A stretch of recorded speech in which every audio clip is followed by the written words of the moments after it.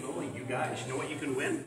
This summer, we are giving away a real Mosasaurus tooth. There's it right there. So all you need to do is send in that coloring page to the address that's on the page. We're going to be doing that draw. And as soon as we do that draw, you know what? Those kids in Haldeman were pretty hungry for it, so I think we're going to actually be giving away 2 or 3 teeth this summer, because I want to make sure that we make it fair. I've already gotten so many. Oh, our librarian has put them over on the table right over there, so make sure you grab one as you're leaving. And I look forward to seeing your ideas. Here's my first question for you turkeys. Can I go to the zoo and see a T-Rex? No! Why no? Can I go down to the lake and see a Mosasaurus swimming through the water? I know. Can I go up to Rattlesnake Point and see pterodactyls flying from tree to tree? Listen, guys, here's the thing. I really want to pet a velociraptor. I'm very confident in my ability to take care of a dinosaur like a velociraptor. Oh, I would walk it every single day. I would feed it. I would brush its feathers. I would take such good care of it.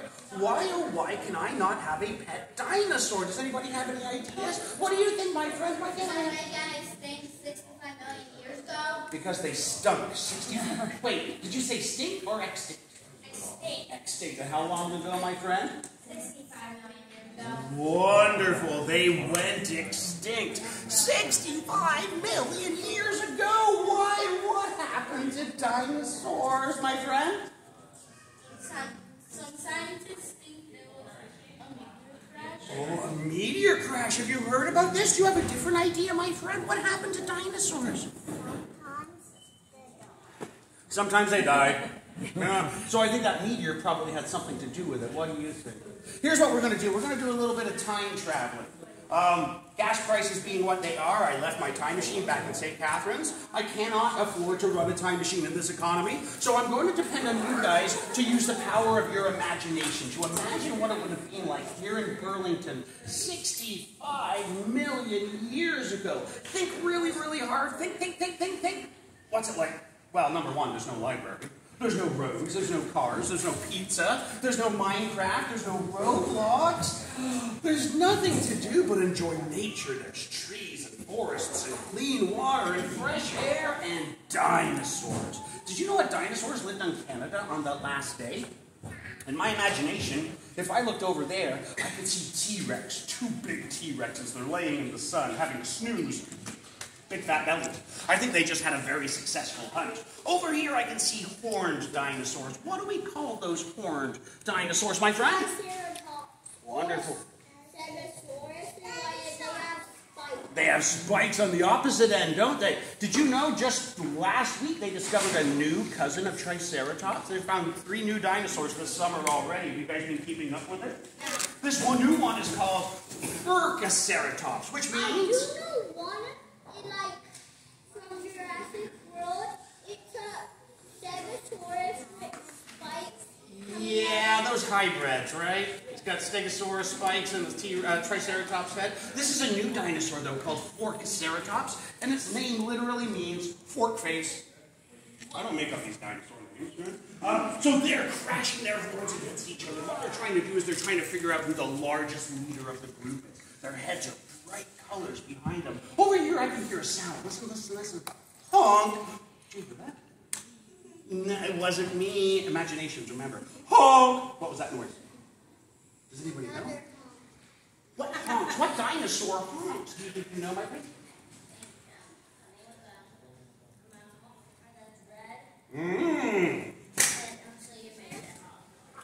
Okay, so I did, but remember, we're using our imaginations here, my friend. That honking noise is a duck-billed dinosaur. Have you ever heard of a duck-billed dinosaur before?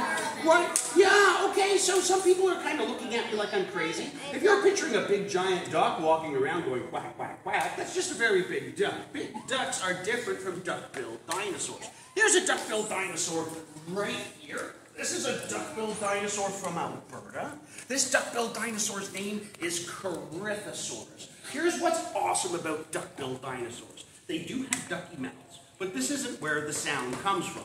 The sound comes from this crest on top of their head. And every single species of duck-billed dinosaur has a different shaped crest. Some have crests that come out the back, like Parasaurolophus. Some have crests right on top of their heads, like Corythosaurus. And some have very muted crests, like Maiasaura. But they all sound different. This one maybe sounds like a trumpet. Parasaurolophus maybe sounds like a trombone. Maiasaura, maybe it sounds like a bagpipe.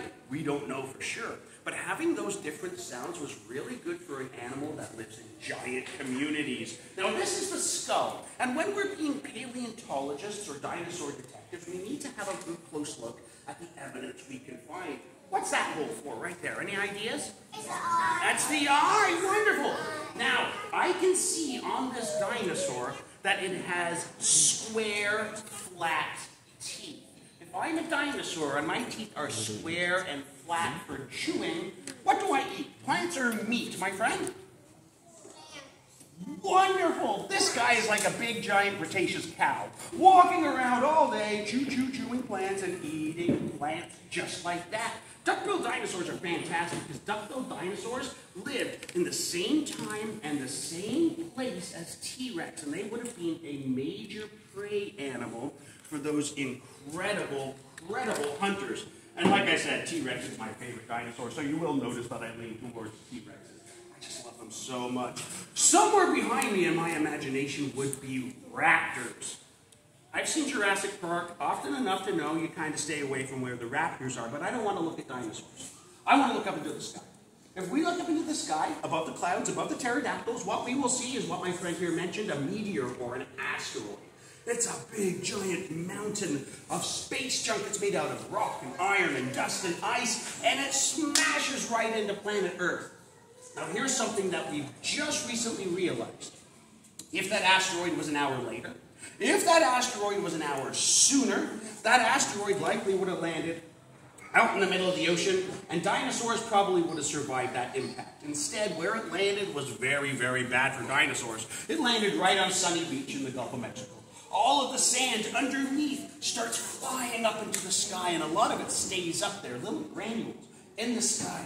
Not only that, volcanoes start exploding everywhere from the disruption to the Earth's crust. So more gas and ash and dust is released into the sky.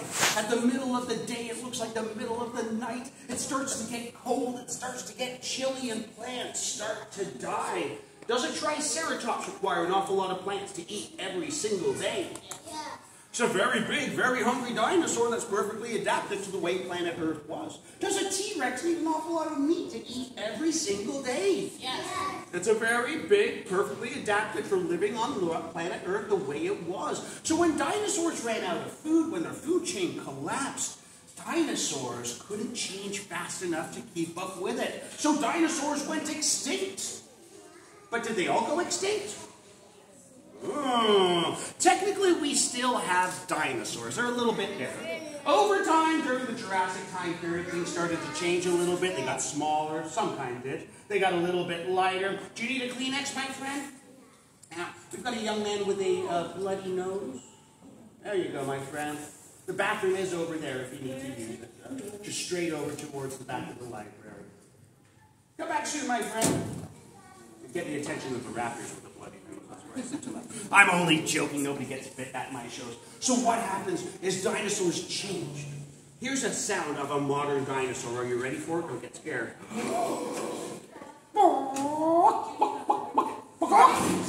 That is the mighty chicken. Behold the mighty chicken. Technically a living dinosaur.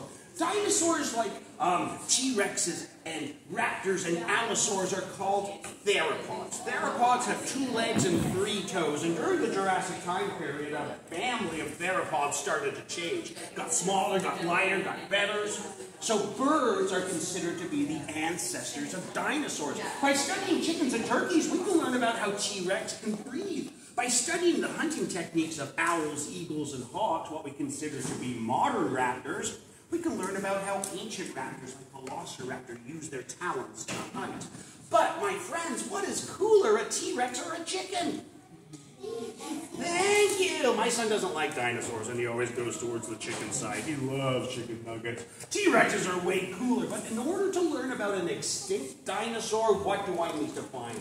What do I need to dig up out of the ground? A Fossil, wonderful. I'm glad you guys didn't say bones. Because here's the thing, bones and fossils are kind of different things.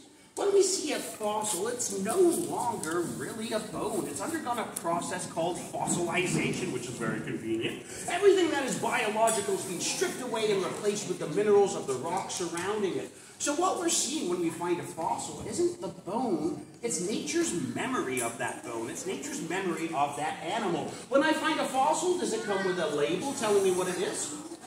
No! When I find a fossil, does it come with an instruction booklet showing me how to put a dinosaur back together?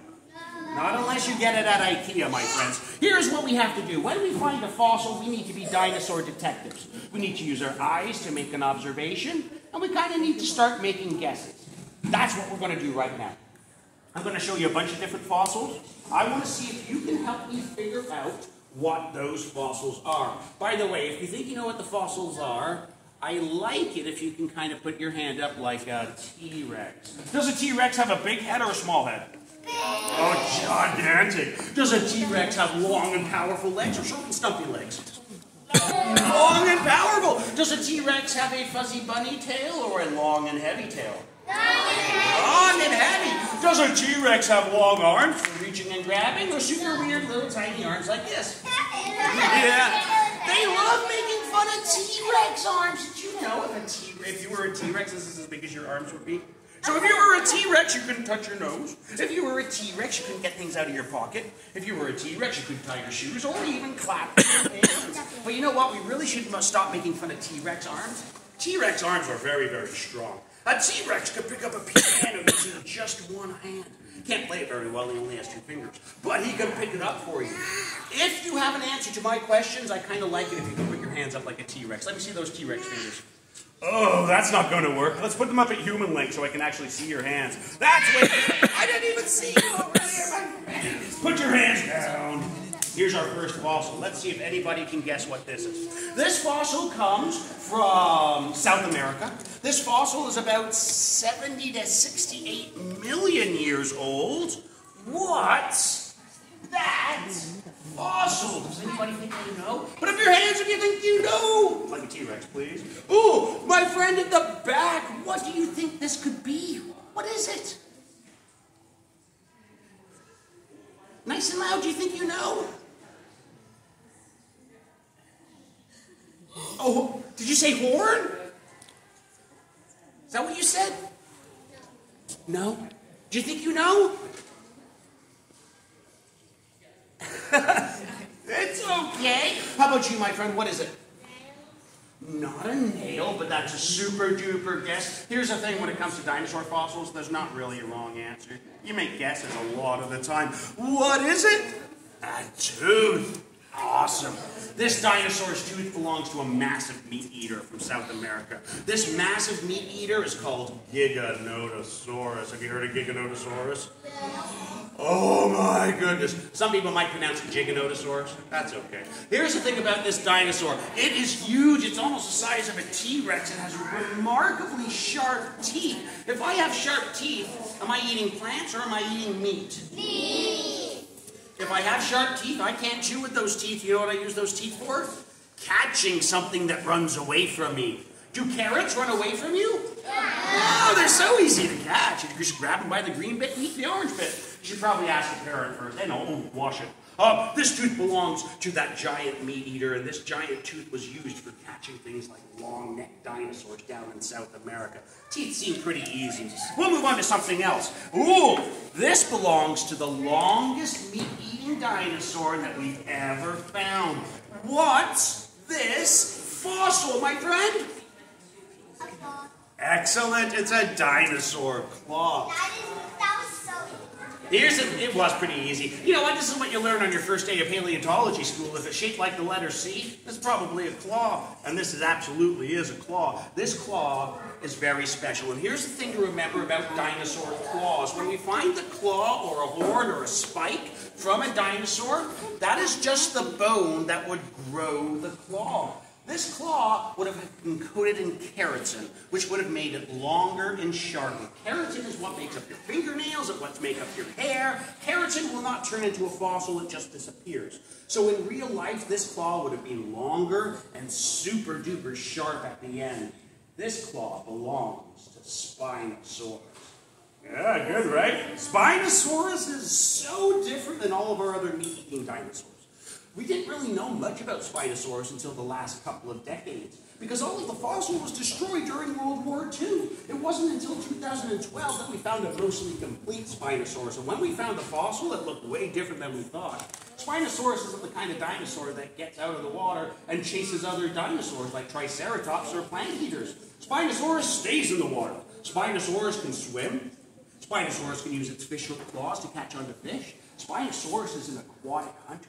But just recently, we changed the way we think Spinosaurus would have hunted. Instead of being a swimmer, which it absolutely could do, Spinosaurus would probably stand on a riverbank as still as possible, with its nose in the water, its eyes and nostrils up high so it can still see and it can still breathe. Its mouth is open, and it's waiting very, very still. Its arms are outstretched. What it's waiting for is that fish to swim to it. It's waiting for a fish, an aquatic reptile, a shark, a turtle, whatever it means. And it reaches out and grabs it and pulls it into its mouth. So Spinosaurus, even though it is a giant meat-eating dinosaur, hunts more like a stork, or a heron. And these animals' claws show us how they would have been very effective for grabbing onto something like a fish. By the way, my favorite claw is this one right here. It's the largest claw that's ever been found in the fossil record. This claw belongs to the giant tickle chicken, Therizinosaurus. Therizinosaurus doesn't have sharp claws at the tip. Instead, a Therizinosaurus has a cutting edge right along here. Therizinosaurus isn't using this claw to grab onto something that's running away from it. Instead, Therizinosaurus grabs onto trees and pulls them down. It scrapes bark and branches off of those trees. Don't worry, I've never hit a kid yet. It uses these claws to dig in the ground to get at roots. You know why this is my favorite claw? Whenever my back is itchy, I can reach anywhere. It's an amazing back scratcher. I got it. No, but here's the other thing. This is an amazing tool for me to get food. Could it be a really good weapon for me to defend myself against a Tarbosaurus? Absolutely. If you've got claws bigger than Wolverine, you use them to protect yourself. This animal is really, really amazing Mongolian dinosaur from the late Cretaceous. You guys are pretty good at bones and claws. I got a fossil that's going to stump you. This is a trace fossil, shows us the activity of dinosaurs. What's this fossil? And before anybody says it, it's not an arrow pointing to the exit. What is it? My friend? A foot. A footprint. Dinosaurs stomped everywhere on the planet. I keep on missing you over there, my friend. I'll look over to you next time. How about that? Here's the thing. Dinosaurs walked everywhere. And sometimes they walk through sand. Sometimes they walk through mud. Sometimes they walk through volcanic ash from a volcano. And sometimes those footprints can get left behind. Can you see the toes on the top there? 1, 2, 3 toes right at the very tippy top. This footprint was made in Alberta. And footprints are fantastic. Because footprints show us the activity of dinosaurs. They show us where they were going, where they were coming from, if they were in a group, if they were going to a watering hole, maybe they were going to a hunting ground. We can learn about how fast dinosaurs can move. Footprints are really incredible. This footprint belongs to our duck-billed dinosaur friend right over here. And duck-billed dinosaurs left their footprints all over Alberta, especially in nesting sites. These dinosaurs would make nesting sites that were massive, and the entire herd would take care of all of the babies together in one giant group. I've got another piece from a duck-billed dinosaur right here, and this one is one of the most special fossils that we can find. Can you guys see that? It might be hard for you over there, my friend. It might be hard for you guys at the back. This fossil is from the Royal Ontario Museum. Has anybody been to the ROM lately? No, me neither. Although, I didn't steal it. Although I am the kind of guy who should probably check his pockets every time he walks out of the ROM. What's this fossil? Any ideas? Skin. Oh, dinosaur skin! Wonderful! This is one of the most important fossils to find. Dinosaur skin teaches us about what dinosaurs look like on the outside. It's made when a dinosaur freshly dies and falls into some mud. We get the impression of their skin left. The processes are right, and we can end up with a wonderful representation of what they look like. Number one, the first thing we notice are these bumps on the skin. Are these goosebumps? Was it cold? No. Are they pimples? Was it a teenager? No. What are these bumps? What do we call these bumps on dinosaurs? Any ideas? What do you think?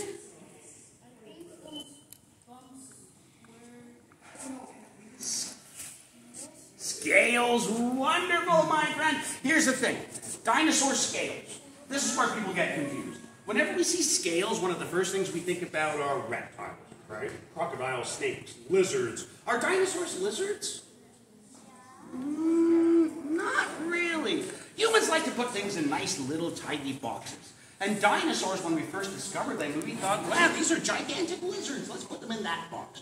Dinosaurs have a lot of things in common with reptiles, including a common ancestor. But the one thing that's really different about dinosaurs and reptiles is the fact that reptiles are cold-blooded animals. And as far as we can understand it, dinosaurs could survive in any kind of temperature. They were either mesothermic or warm-blooded. So finding dinosaur skin can teach us stuff like this. But holy moly, guys, just 2 weeks ago, our friends at the Royal Tyrrell Museum in Alberta made a really important discovery as it pertains to duck-billed dinosaurs. They found a piece of dinosaur skin, and they did some prep work on it. And if we are lucky, when we find soft tissue, we can figure out what dinosaurs look like in terms of their colors. The duck-billed dinosaur skin that they just found in Alberta had stripes on it. Vertical stripes going up and down, just like a zebra. Zebras use their stripes as ways to confuse lions out on open plains. So a new idea is that maybe these kinds of duck-billed dinosaurs were living out in open plains, and their stripes were there to confuse things like T-Rexes, the same way that lions are confused by zebras. This is a very important thing to keep our eye on because we really don't know a lot of colors when it comes to dinosaurs. All right, here's a fossil nobody's going to get. I don't even know much about this one. This was a present from a friend at the ROM.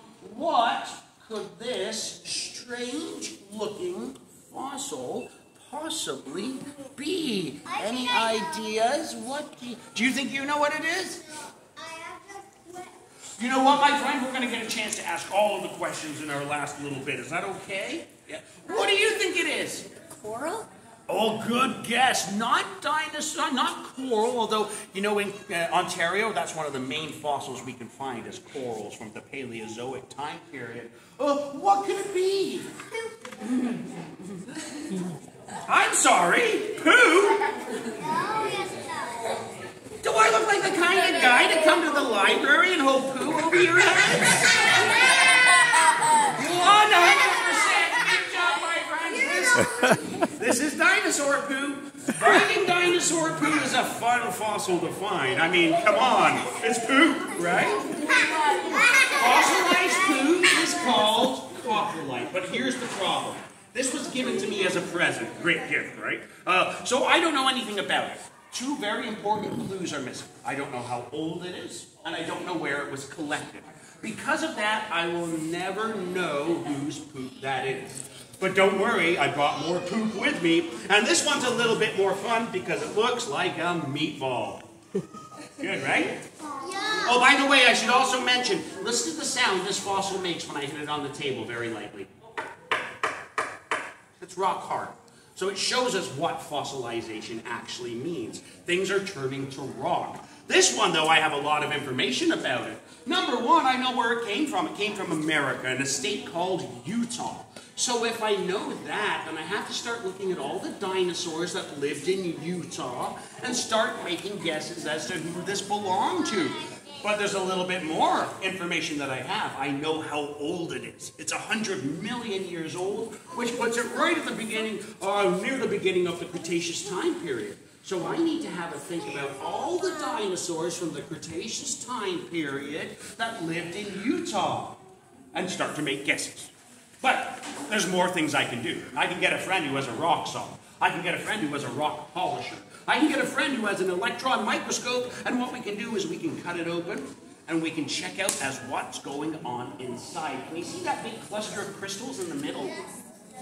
This has plants inside of it. So what did this dinosaur eat? Wonderful! What do we call plant-eating animals, my friends? Yeah, herbivores, right? Herbivores, wonderful! Who can think of any plant-eating dinosaurs? Whose poop could this be? My friend? What's a plant eater?